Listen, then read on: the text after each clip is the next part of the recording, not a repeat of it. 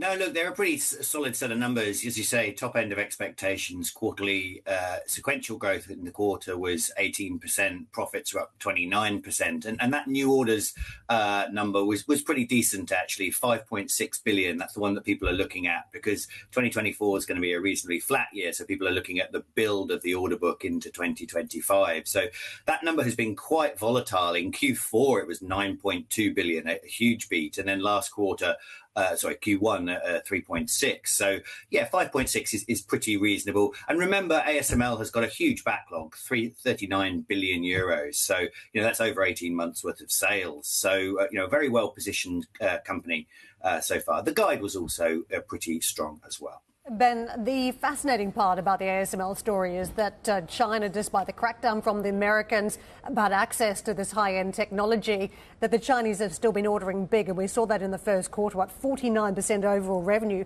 was actually coming from the Chinese market. So while there's still some barriers, the Chinese are ordering up in terms of the product that they can get their hands on. What does this mean as we look at this 2.33 billion euro figure today in the second quarter on sales? And what is that telling you about the Chinese appetite still?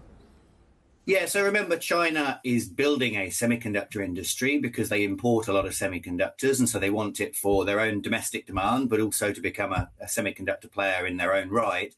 But of course, remember, they can't buy the latest EUV machines from ASML. So they're having to build an industry basically from older machines, more mature machines. And so there's been a huge demand for those, both in terms of logic processors and also in terms of memory as well.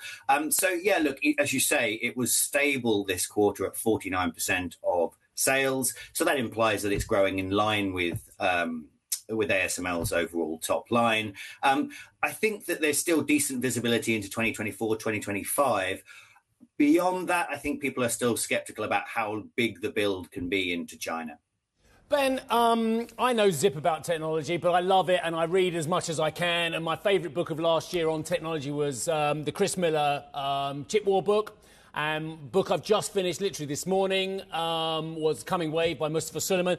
Both really just typify the fact that there are many, many challenges globally, but you can't get away from the fact that this is a global supply hodgepodge, smorgasbord. No one country has ever dominated the technology in chips and the whole supply chain.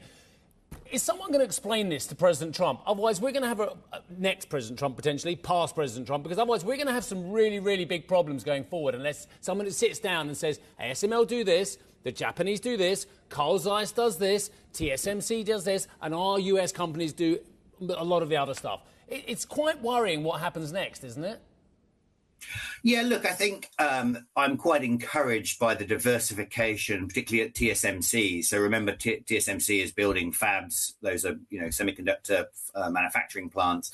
They're building them in the US, they're building them in Germany, they're building them in Japan. So they're diversifying that footprint away. So there isn't as much concentration. But, one of the key foundations of economics is that countries can specialize in certain things. And Taiwan certainly built a very strong position in the manufacture. But you're right, it is a global supply chain. And so any time you impose restrictions in one area, it's going to have impacts in the other, right? And one of the things about technology over 50 years is that, the prices have come down.